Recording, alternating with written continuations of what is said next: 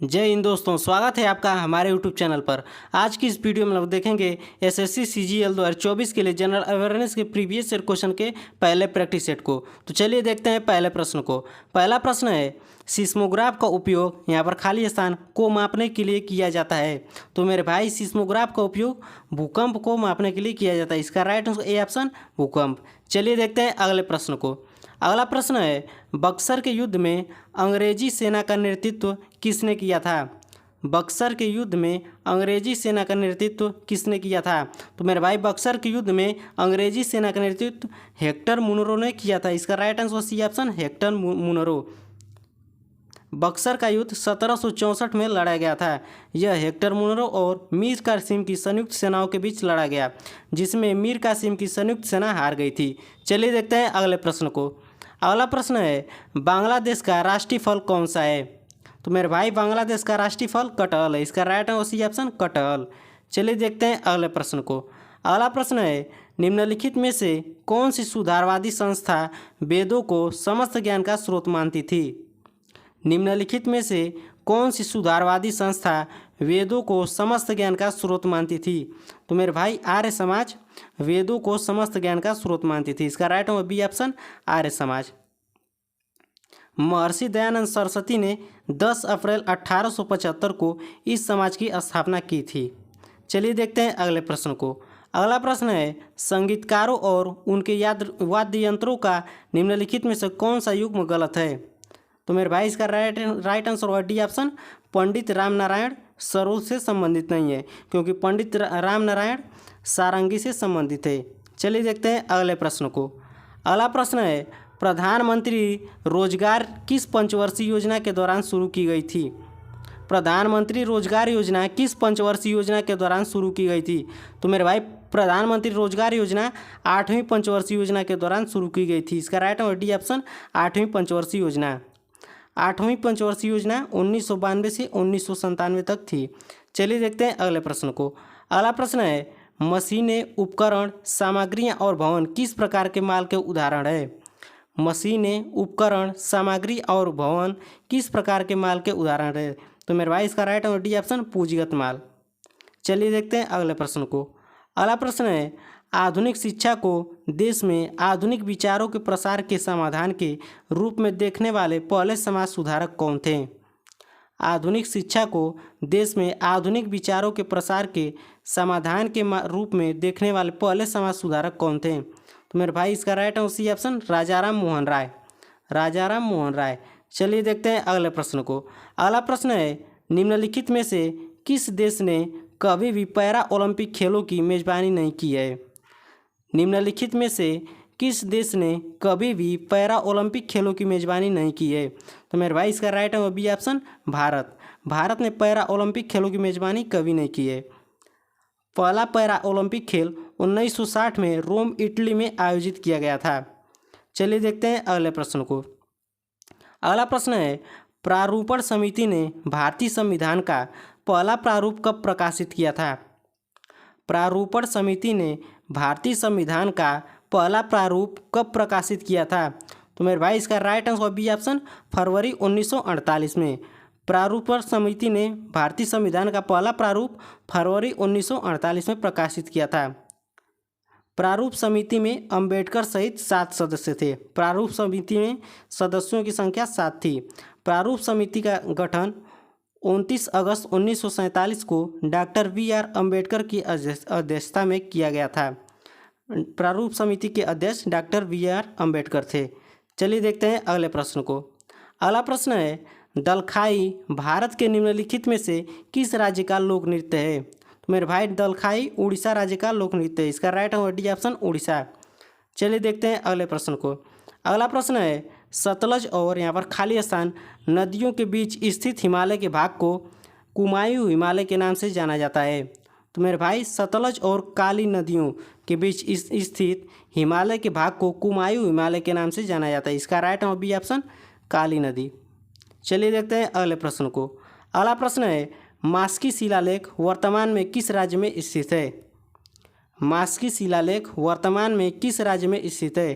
तो मेरे भाई, मास्की शिलालेख कर्नाटक में स्थित है। इसका right answer D option Karnataka. यह अशोक के शिलालेखों में से एकमात्र ऐसा शिलालेख है जो बेलनाकार आकृति का है। अशोक का पूरा नाम अर्थात देव नाम प्रियदर्शी अशोक को मास्की अभिलेख में पाया गया था। चलिए देखते हैं अगले प्रश्न को।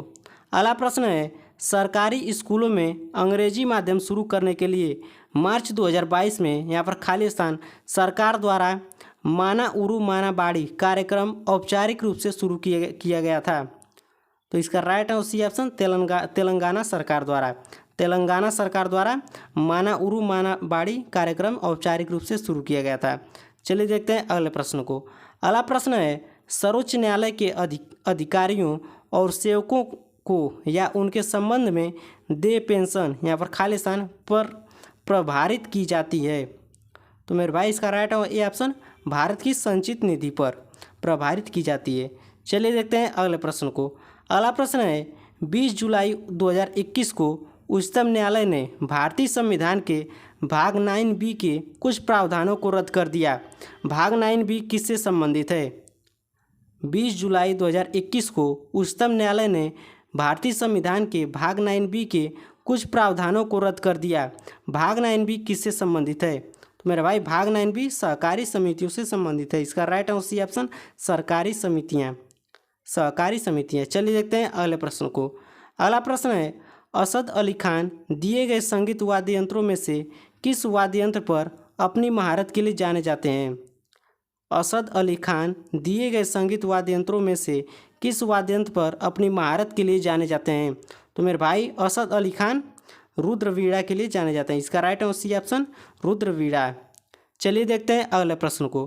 अगला प्रश्न है, बाणगंगा उत्सव महाराष्ट्र में निम्नलिखित में से किस स्थान पर प्रतिवर्ष मनाया जाता है? बाणगंगा उत्सव महाराष्ट्र में निम्नलिखित में से किस स्थान पर प्रतिवर्ष मनाया जाता है?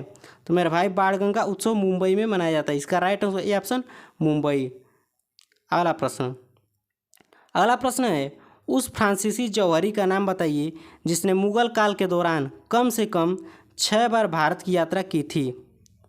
उस फ्रांसीसी जौहरी का नाम बताइए जिसने मुगल काल के दौरान कम से कम 6 बार भारत की यात्रा की थी।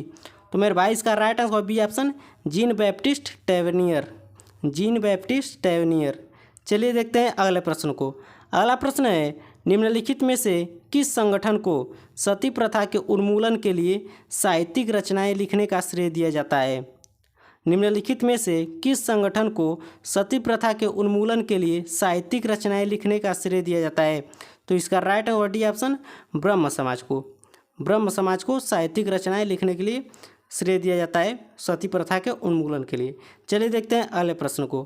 अगला प्रश्न है, निम्न में से किसकी प्रतिरोधकता सबसे अधिक होगी? निम्न में से किसकी प्रतिरोधकता सबसे अधिक होगी? तो नाइक्रोम की प्रतिरोधकता सबसे अधिक है इसमें। इसका राइट है ए ऑप्शन, नाइक्रोम। चलिए देखते हैं अगले प्रश्न को। अगला प्रश्न है, राष्ट्रीय ग्रामीण रोजगार गारंटी अधिनियम 2005 के तहत काम का अधिकार योजना को पहले चरण में कितने जिलों में लागू किया गया था? राष्ट्रीय ग्रामीण रोजगार गारंटी अधिनियम 2005 के तहत काम का अधिकार योजनाओं को पहले चरण में कितने जिलों में लागू किया गया था? तो इसका राइट है ए ऑप्शन, 200 जिलों में, 200 जिलों में लागू किया गया था। चलिए देखते हैं अगले प्रश्न को। अगला प्रश्न है, स्टार्च का रासायनिक परीक्षण करने के लिए निम्नलिखित में से किसका उपयोग किया जाता है? स्टार्च का रासायनिक परीक्षण करने के लिए निम्नलिखित में से किसका उपयोग किया जाता है? तो मेरे भाई आयोडीन विलयन का उपयोग किया जाता है स्टार्च का परीक्षण करने के लिए। चलिए देखते हैं अगले प्रश्न को। अगला प्रश्न है, पद्म विभूषण प्राप्त करने वाले ओडिशा के पहले ओडिसी नर्तक या नर्तकी का नाम क्या था? पद्म विभूषण प्राप्त करने वाले ओडिशा के पहले ओडिसी नर्तक या नर्तकी का नाम क्या था? तो मेरे भाई इसका right answer D option, Kelucharan Mahapatra, Kelucharan Mahapatra. चलिए देखते हैं अगले प्रश्न को। अगला प्रश्न है, भारत के निम्नलिखित में से किन राज्यों में अक्टूबर से दिसंबर के दौरान पूर्वोत्तर मानसून के कारण वर्षा होती है? भारत के निम्नलिखित में से किन जिलों में अक्टूबर से दिसंबर के दौरान पूर्वोत्तर मानसून के कारण वर्षा होती है? तो मेरे भाई डी ऑप्शन इसका राइट आंसर होगा। तमिलनाडु, केरल और आंध्र प्रदेश में पूर्वोत्तर मानसून के कारण वर्षा होती है।